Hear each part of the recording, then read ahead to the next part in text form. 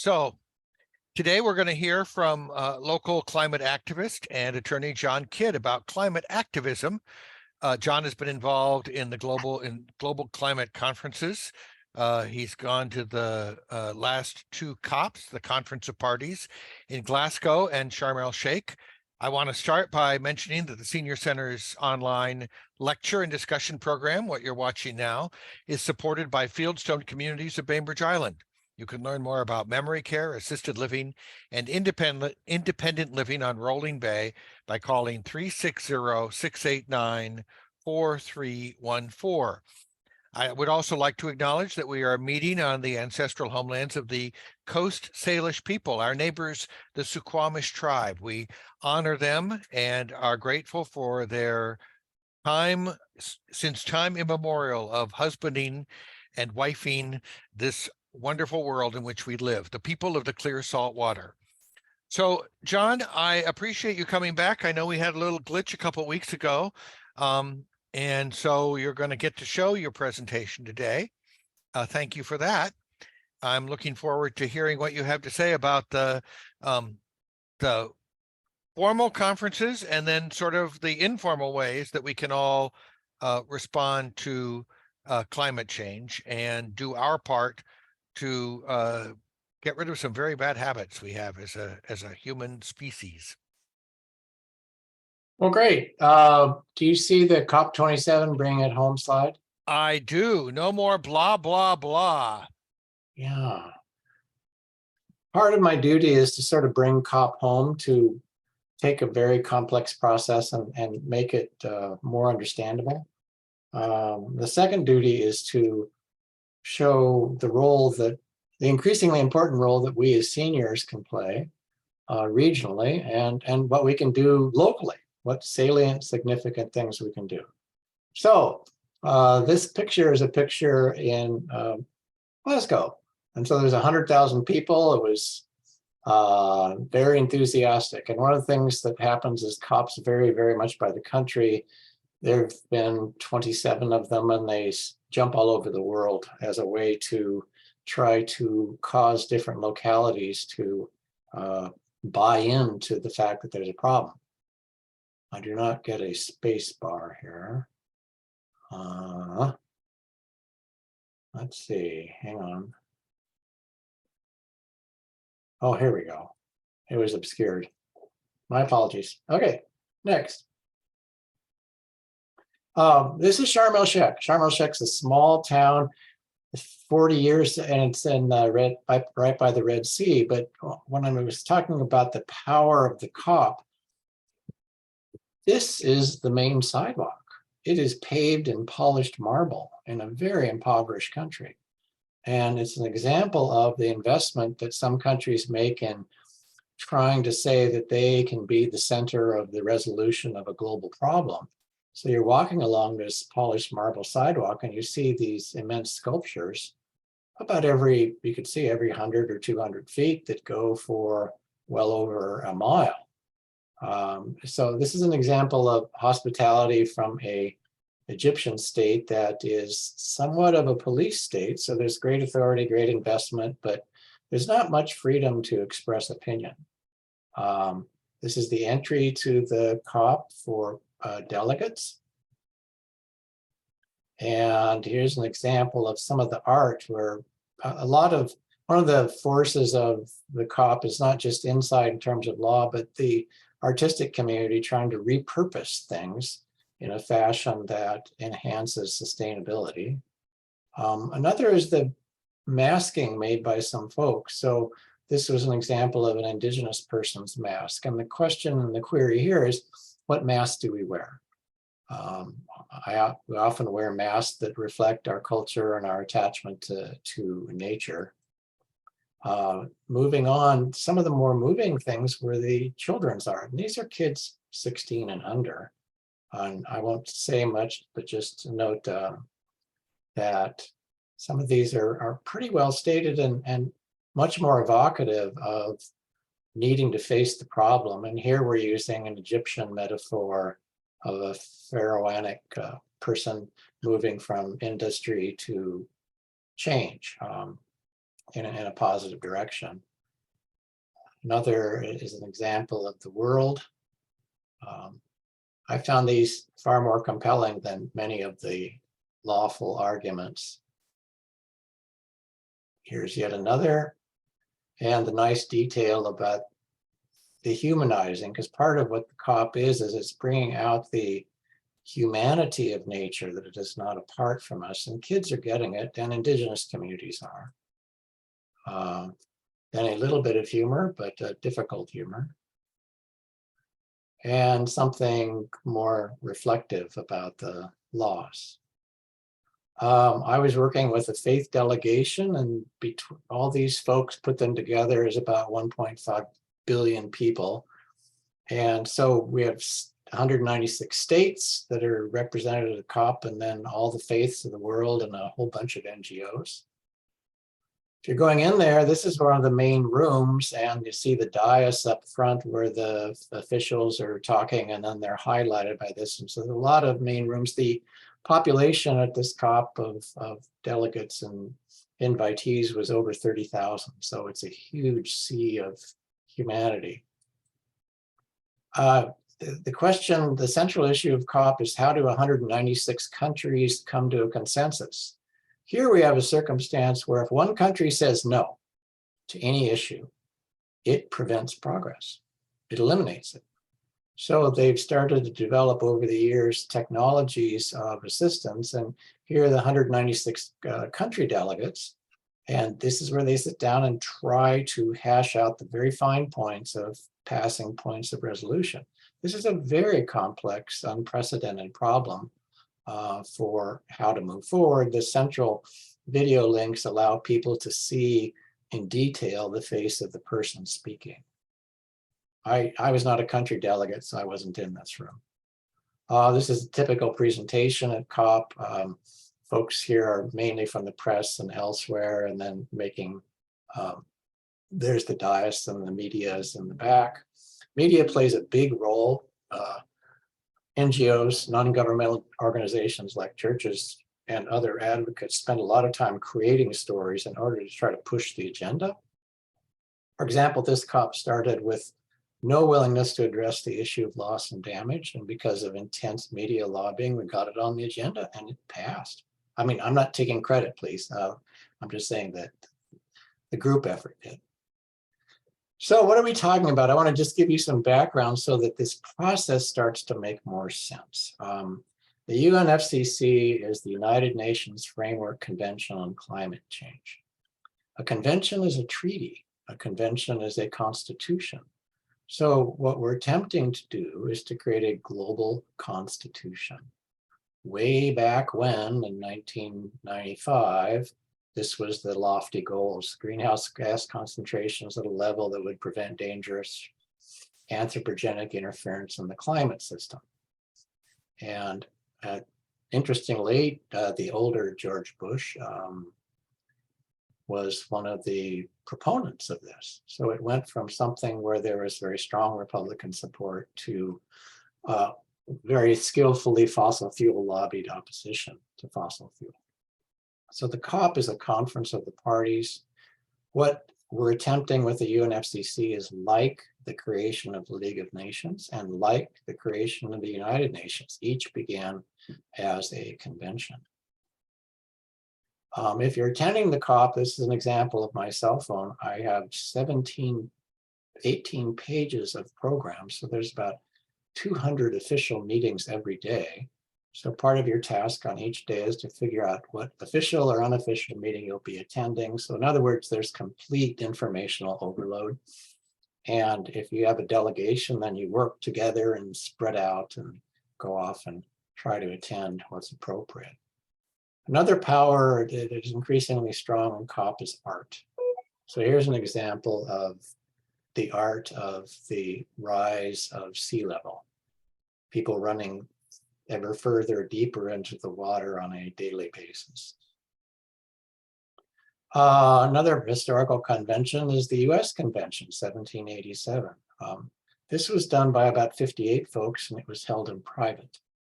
The COP is being done by 30,000 folks in 196 countries and intensive oil lobbyists. And it is held in public. So there is far more resistance to overcome in order to get to any point of agreement.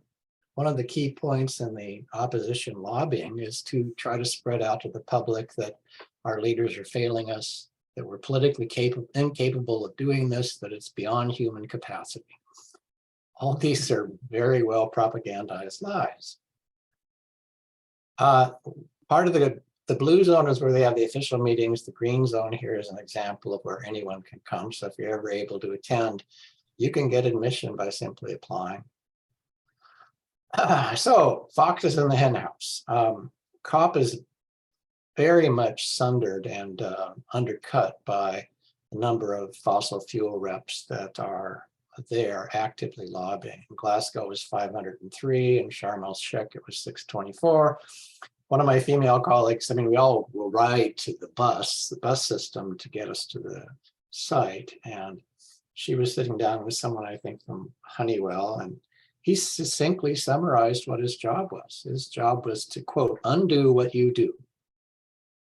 And so we have a multi-billion-dollar industry that is trying to stop COP from succeeding, trying to convince the public that whatever the solution is, isn't the best solution, and that really the solution is to invest ourselves further in technology and reliance upon private capital and corporations. And it is an eloquent, multifaceted effort.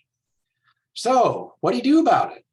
Well, here's an example. We went through the same problem with tobacco quite a while ago, and tobacco successfully resisted the implementation of health standards for almost 45 years using very similar tactics and actually very similar media companies where they put millions and millions and millions.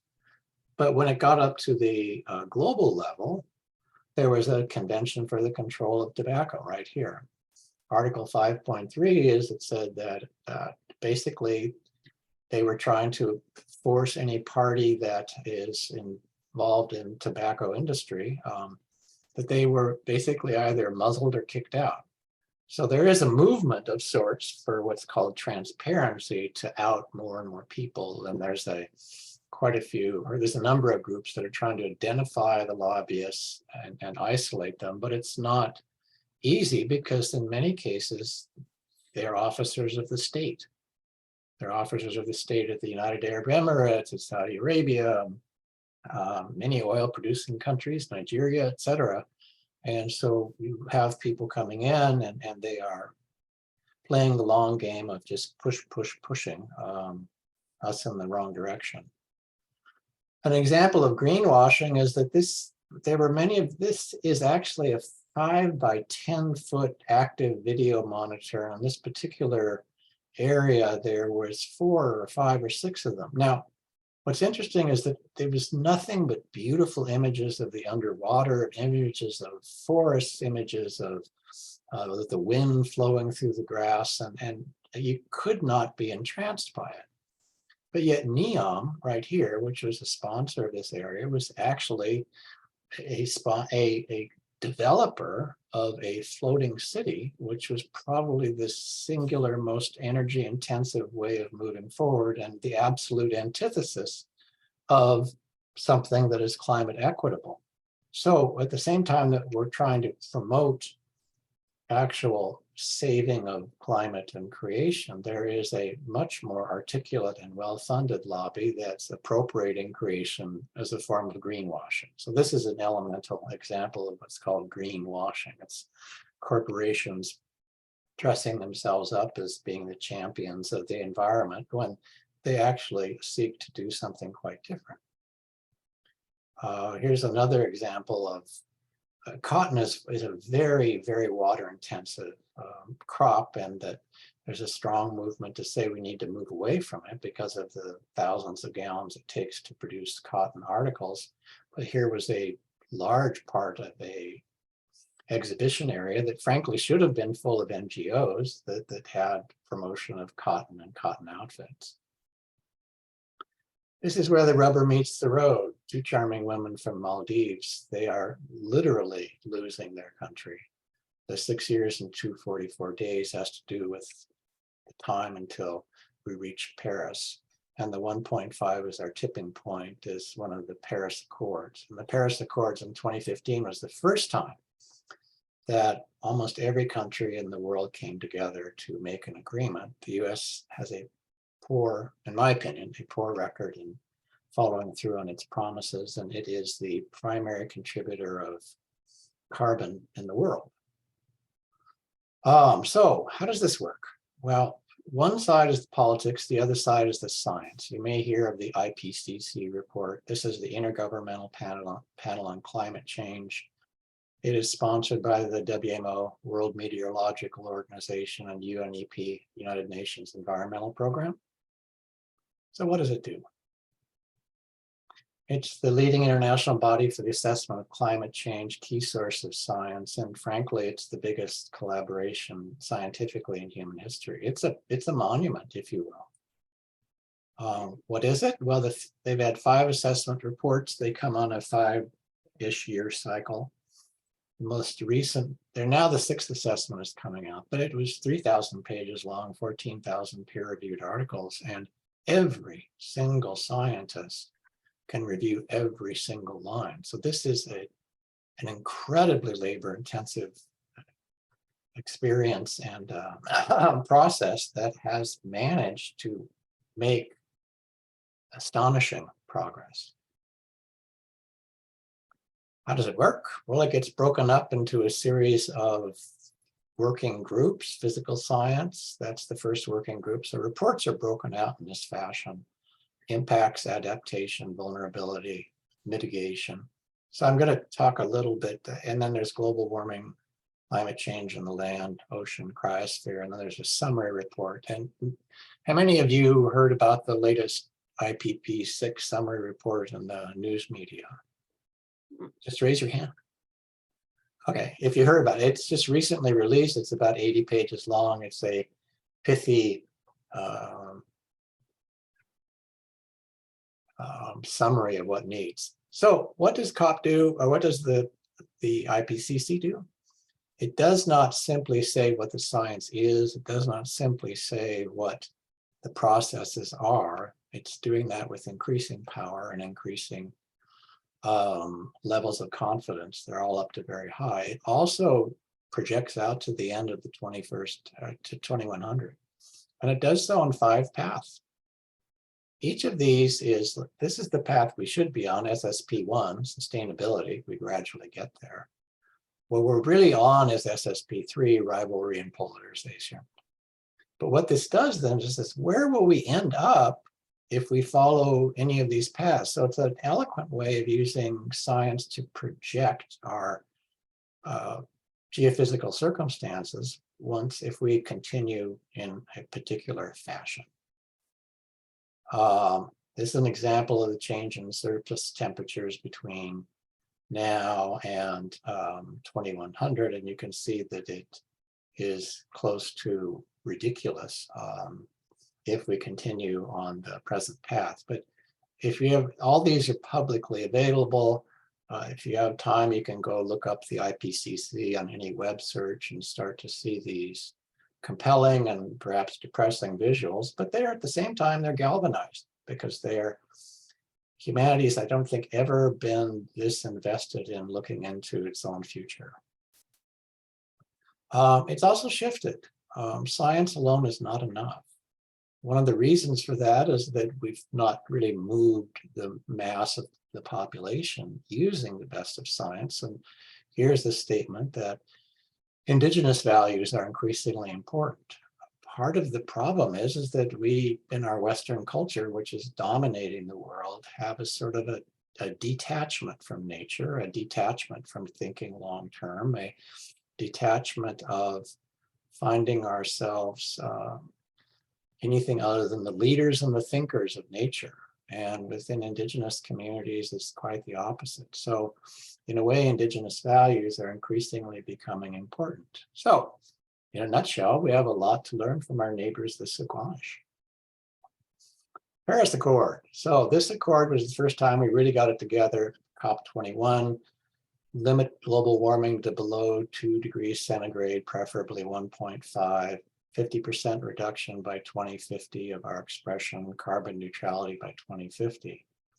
This is what we committed to do. This is not enough. And unfortunately, we're not in the US keeping up with it. This is an example of the contrast. Remember the first slide with 100,000 people? Well, this is protest in Egypt. You can't do it outside. It was always done inside the delegation. Maybe there was 50 people, 100 people, but the Egyptian academics I knew said if we do a march down the street, we'll be arrested and be gone for a long time. It's a criminal act to oppose or embarrass the president. On contrast, here's Glasgow, a brilliant multicultural thing. It was 100,000 people. It went for miles and miles and miles, people from every country, every faith, every persuasion. These mimes here are silent the whole time, but they would act out various things, and it was brilliant street theater, very evocative. So when you're in one of the takeaways from this is the drivers for making COP work will be the democratic countries that allow free expression. The more totalitarian countries, it's simply very difficult to do. And that there's basically two COPs. There's the UNFCCC COP, and there's the People's COP. And the People's COP is increasingly pushing the UNFCCC COP to include more issues, include more angles, include more people. And part of the role now that I'll get to later is that there's more room for elders like us to have a voice and to make a difference.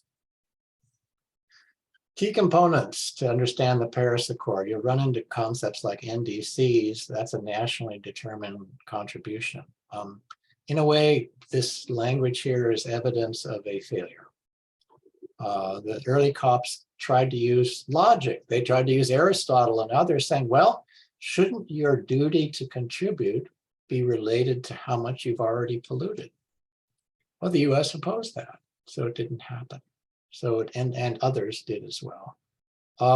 So what happened then is the nationally determined contributions basically is language saying, you only have to do what you say you're going to do. But here's the mechanism. And this mechanism is not unlike many other treaties or conventions. There's a 5-year review cycle, and they're looking at 3 things. Mitigation is reducing carbon expression. Adaptation is building resilience to adapt to harm, loss, and damage as payment for irreparable harm. For the first time at Sharm el-Sheikh, loss and damage was passed. As a concept, it was brought up in Katowice in Poland about 6 years prior. A third domain is long-term low greenhouse gas emission development. COP is very much an area of acronyms, as is most law, and it gets irritating, but a few countries have opted into this. Number 4, technology and finance for mitigation adaptation. We made a $100 billion promise way back in Paris and to contribute to that amount, and we've not kept it. We're doing a heck of a lot better than the prior administration. Biden is making significant progress, but we're still stuck with a Congress that cannot take the necessary steps. We are in the US legally probably back in the equivalent of 2006 in Europe. And so the issue is political. How do we galvanize enough folks to tip the Congress in a fashion that we can actually have significant and comprehensive environmental legislation? And that's part of getting elders galvanized. Enhanced transparency network. So at the same time as people are making commitments, there's also a huge effort made to ferret out those that are faking their commitments.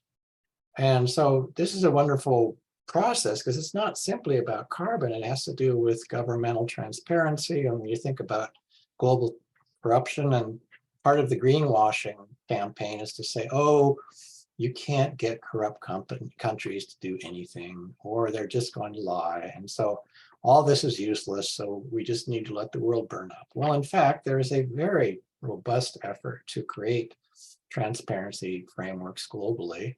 And it is dawning us at an age where we're being globally accountable, which it really has never occurred before. So with transparency gets us to number 6, which is the global stock take. So think of this, every country has a 5-year reporting cycle on what it is doing and proving that it's done it, and being challenged on whether its data is decent. So the first stock take will occur in the United Arab Emirates, which is COP28, because it's on a 5-year cycle. So it's basically a global health check every 5 years.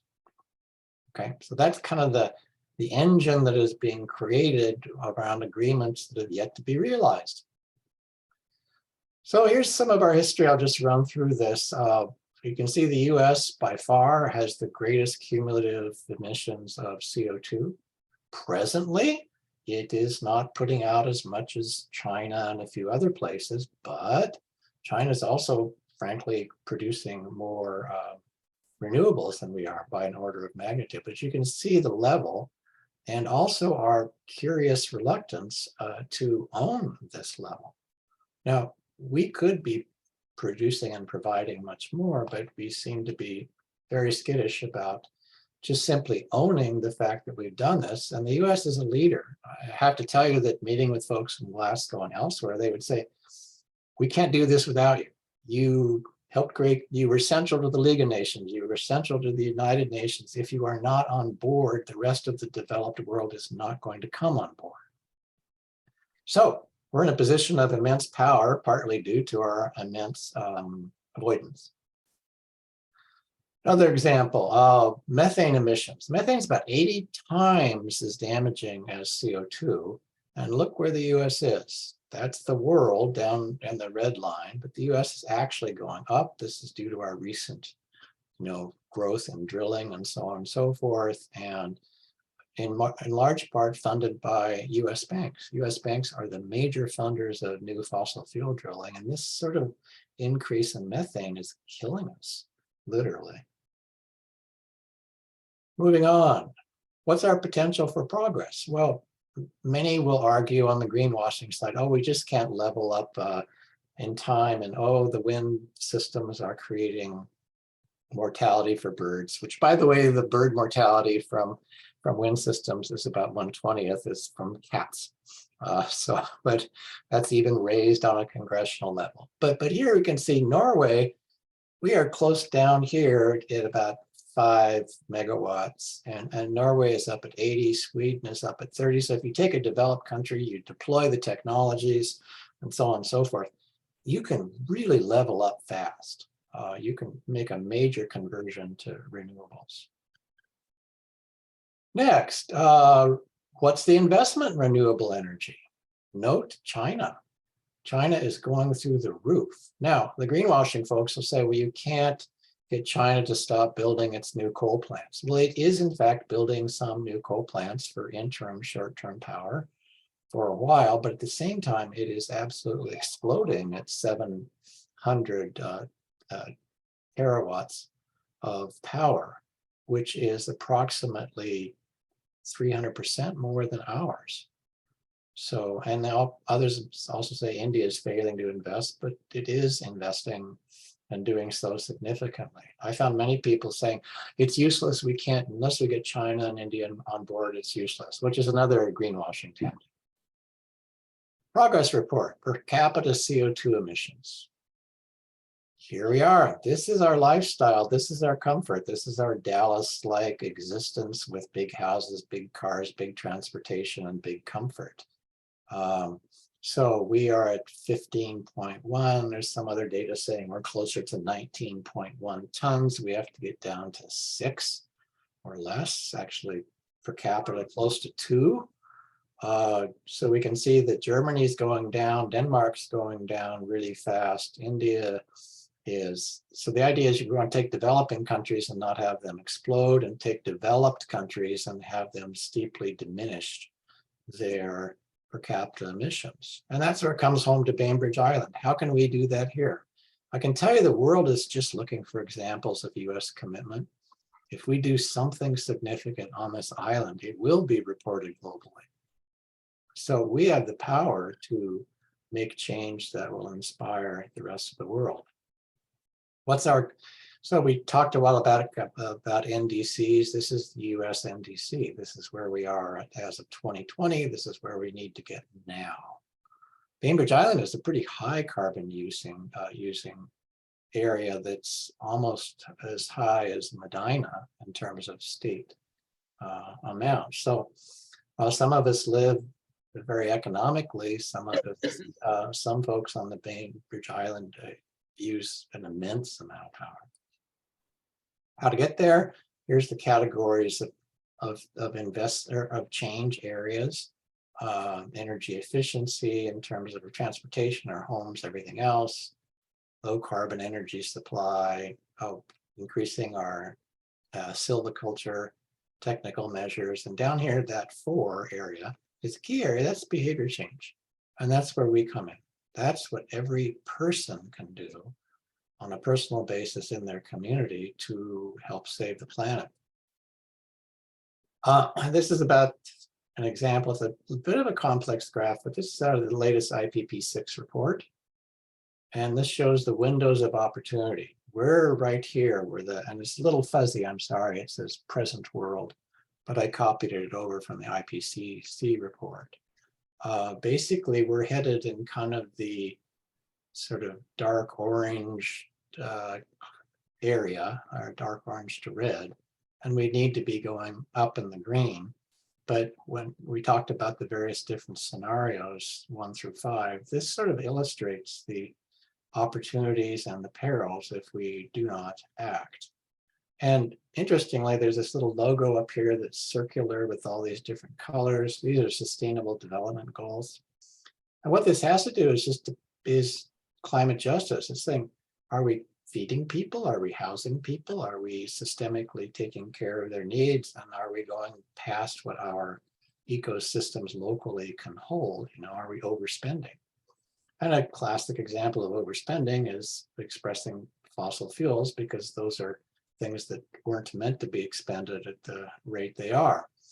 So what's happening is a sort of an engine of justice has gotten into climate change, and climate change has become climate justice. So to really make the transition process, we have to address economic inequality. We have to address structural racism. We have to address the history of colonialism, because we can't get the developing countries on board. So in this sense, the whole climate thing is an opportunity for an unparalleled increase in social justice that we could lead if we wanted to. And that's why over on the side here, we have government, civil society, and the private sector. Each are necessary for this process to work. So when we get down to it, it's really not about climate change, it's about human change. How do we've created a global culture of consumption and comfort that sort of sits atop nature instead of being wedded to nature. And our challenge is to profoundly change our relations, which in some ways fits the average concerned grandparental orientation, that grandparents look long-term. They want many generations to do well, and they're attached to them, unlike many others. So, a reality check. The UN was not created in order to bring us to heaven, but in order to save us from hell. This is a wonderful quotation that I've done a little bit of work with the UN from now and then, and it's not perfect. It's a very human institution, but right now it's doing some staggeringly impressive work. So bring it home. One way to look at this entire problem is the climate change is a mirror. It's a mirror into which we look, that we can't look away. For millennia, we've had civilizations based on power and conquering and propaganda. We've had a very strong set of centuries of propagandizing by various different regimes and corporations and so on and so forth. Many, many lies. But the problem right now is that this mirror is geophysical. No country can lie their way out of climate change. They can't propagandize their way out. They're trying. You can see it with the greenwashing. It's very effective. on some levels. But this mirror is going to stay there. And the worse it gets, the more we have to look into what we're really doing. What is our comfort based on?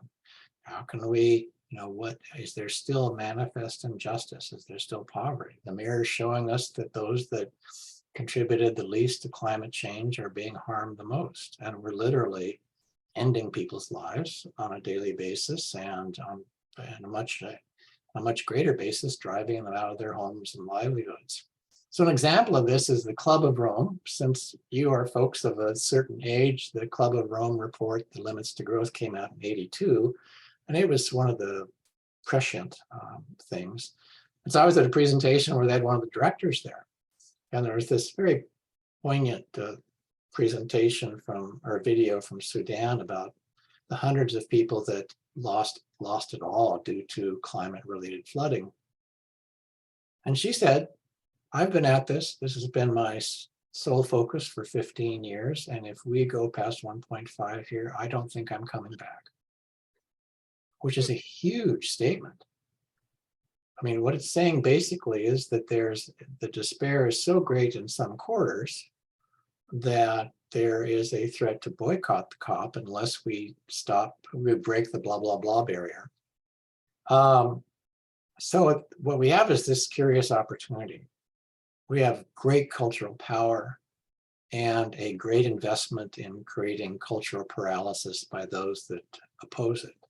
So we're asked right now to create a culture of honesty, a culture of reparation, a culture of recognition of harm that is our past, and to create that sense of change. Science has done almost all it can, and now it's up to folks like us to say, how can we find a way to come together, join with others, normalize climate conversations at Thanksgiving and Christmas and so on and so forth. So another way to view that is that culture is normality. Our normality is malignant. It is polluting the world. It is fostering less than transparent governments. It is making things miserable, if not close to impossible, for our descendants. So by looking at malignant normality and trying to challenge our normality, then we can make some significant progress. One of the things I'd love to retire is the international sense that the US can't commit. And if we organize as seniors in a way that I'll show later, we can leverage that commitment. Next is that many folks feel overcome by climate. It's too big, it's global, there's nothing one can do as an individual that is significant. And I'd like to suggest that's not true. And so the issue is climate where? All we have to do is take care of climate on Bainbridge Island, maybe Washington State. If we do it well here, they'll do it well there. So the idea is that every locality becomes a place to focus on. So can we move the needle in Bainbridge? Can we get our peers to do things? Yeah. And if any of you have friends that don't want to talk about it or feel overwhelmed by it, one tactic is to say, you don't have to understand climate, you just have to hold it. And that then leads to the idea of making COPs get local. What if the senior center had a COP itself? Gather together all the seniors and others representative of the island and say, what do we want to do here, now? How are we going to address the Paris Accords? Because we can do it individually. We don't have to be a country. It could just be a group. That then leads to the notion that citizenship will become an extent of the idea of a climate citizen. And that taking one's footprint is a key level and a key step in becoming a climate citizen. I met a person from Fiji, and they talked about, they had some relatives in the US, and they said, I don't understand. You put your elders, the most respected people in your society, in prison. And I said, prison? And they said, oh yes, those homes where they're cared for by strangers and they don't have people coming every other day or every day to talk to them and so on and so forth. you imprison your elders, which is the total opposite of our culture. Our elders should be venerated and given speech and authority and love and care until their last breath. So we have a culture that has actually generated this idea of a malignant normality being a nuclear family. Normal families are multi-generational. So we have an opportunity to sort of re-establish significant and sustainable family systems. And part of that is us as older people thinking and working towards becoming elders as they do in the Suquamish tribe. We can create elderdom here, or recreate it. It was in our roots 500 years ago, but we've lost it. Here's the local data on Bainbridge Island, 233 million tons of carbon. You can see that building use, transportation, and other use, this is the donut that we have to shrink down significantly. Has the work been done? Can we start to play with it, talk about it, make it a normal part of daily discourse? Sure. I mean, if we can celebrate the Super Bowl every year, can we start to celebrate progress on our island on reducing our carbon footprint? That then leads to something each of us can do and challenge our kids and our grandkids to do, which is to take the Climate Smart Challenge on Bainbridge. All you have to do is Google Climate Smart Bainbridge. You'll get it. It takes about an hour to do. You can join it. Here it's broken into different groups. The Cedars Unitarian Church was sort of the top community group. I'd love for the Elder Center to be the top community group. Because if you take it and you sign up for and there's a group for the Bainbridge Elders community, then you could have quite a few people doing it. And I'm embarrassed to note that I sit on the CCAC for the city, which is the Climate Advisory Board. We've promoted it pretty strongly for about a year, and we're up to 240 or 250 actual families, and that's terribly low. It's actually good compared to many other areas. But if we can push our number up to 1,000, we would make news. And if everybody in the senior center is saying to all of their relations and friends, hey, let's all do this. Let's have a climate smart Bainbridge party where we implement our own climate footprints. And once you do it, it's confidential. No one knows what yours is, but it leads to paths you can take to then reduce your climate footprint. And that's all aggregated here. So this in a way is a way for the Bainbridge community to make itself a national example. If we quadruple or quintuple our registrants, then we will also show how much reduction we've done. And that can get picked up by national and international press. It's a significant thing. And it's not a hard thing. All it takes is about an hour of time accessing your PSE annual bill to get your total kilowatts and plugging it all in. Next issue is the money issue. They've had, I'm sure you're familiar with the efforts to divest from pension funds. Due to recent research, now we're finding that the key major banks, Chase and Citi and Wells Fargo and Bank of America, have put out trillions of dollars for new oil drilling. So one of the power we have as elders over here in this corner is that 70% of the country's financial assets belong to folks like us, people over 60. That's power. So what we're doing now is we're creating, through the Third Act organization, a national network of people that are interested in threatening to move their money. And if we get 100,000 people signing a pledge, that could be equivalent to maybe $40 billion. And if you move it all out of Chase, or threaten to do it, stockholders will say, hey, bank, stop doing this. Go loan your money for some other cause. So this is an example of an explanation for how this money is used. And it really is quite significant. If you have, for example, about 125,000 in Chase, it generates, in terms of oil pollution or carbon production, the equivalent of 3 Cadillac Escalades, those big SUVs. It's a huge amount. So in essence, your savings are being used to pollute. And that's a reason to threaten to move stuff out. Here's some more specific. Chase is the largest funder. And I want to point out that September 22, that Jamie Dimon was asked if he would stop funding new oil and gas production. He said that would be the road to hell in America. So Chase is pretty darn adamant about it. And then 2 months later, Antonio Guterres said, we're in the fight of our lives, we're losing, we're on a highway to climate hell with our foot still on the accelerator.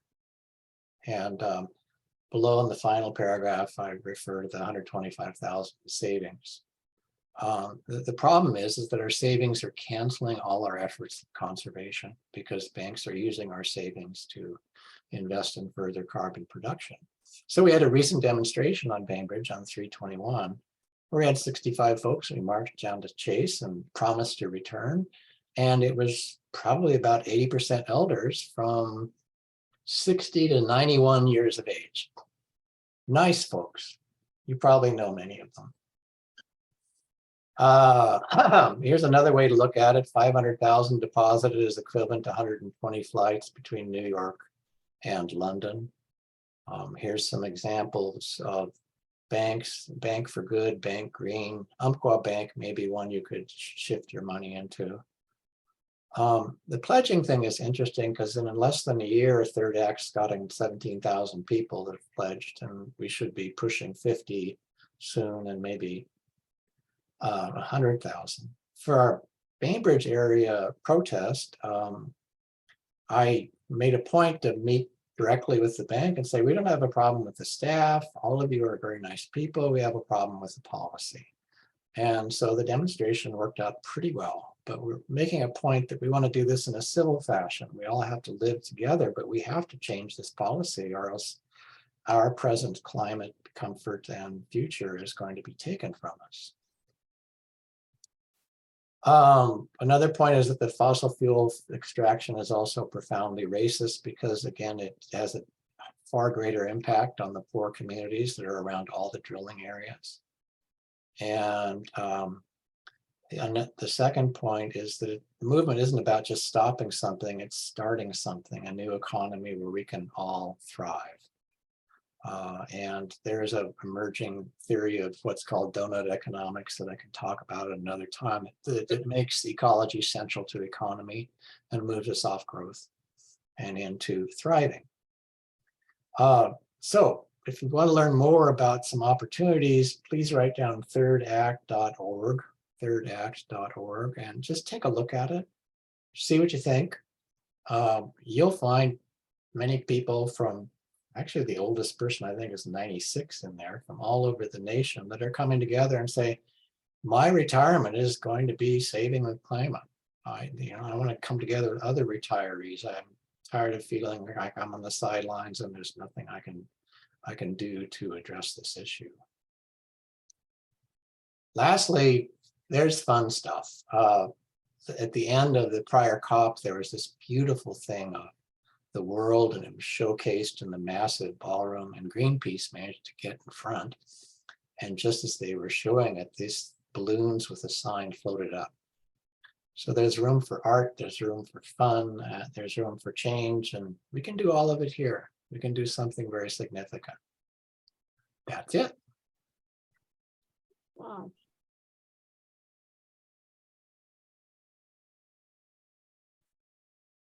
Any questions? Yeah. This is more the comment than a question and sort of plugging my book, but my whole last two chapters, there's one chapter on meaning and purpose. And then the last chapter is if you really need to do something to make your life meaningful, think about the climate catastrophe. I've known about Third Act for a long time, and I think they're doing very important work. So I just want to throw that out there. That's great. And all of you at the Senior Center, I'm still working in my 70s, but so I'm kind of not able to spend time there like I'd like. But I'd love to work with you on, promote the book, but promote the locality. Can there be a thermometer put up at the Senior Center that shows everyone who's taken the Bainbridge footprint, the Bainbridge climate footprint. Can we identify with that? Can we celebrate it? Can we have a quarterly meeting? Can it come out in the newsletter that, and then people saying how good they felt after they took it? All these things are happening. I'm trying to implement it in churches as well, but anywhere there's an extant organization. And I'm also trying to create a climate elders thing on the island where we would assist youth. And anyway, Well, I certainly encourage you. We want to have you at a table at our resource conference, which will be September 29th. It's our annual big Oktoberfest. So I think Reed will agree that we can get a table for you. I got to take a phone call from Australia. Okay, good. Okay. Time zone. So John, you're doing some work with the Interfaith Council. Is that what you were just referring to? Well, I'm in like 4 or 5 different domains. I'm on the CCAC for the city. So that's a city-based implementation. I work with Kitsappi Race and others for civil rights. IFC, yes, I'm a missioner for the Episcopal Church on climate, and I work as a climate advisor for an Islamic institute. So the idea is, how do we weave every faith community? In a sense, the senior center is a form of faith. It's a secular faith, but it's people binding around the age and their conditions and what they can do with it. So those are some of the domains I play with. Looks like maybe Sheila has a question. I do. John, fantastic. This is very, very fine. I hope it gets sent around forever and ever and ever and ever and ever. I have a question though about your graphs. I noticed that Russia was not included in any of those. Is there a reason for that? Oh, wasn't unusual.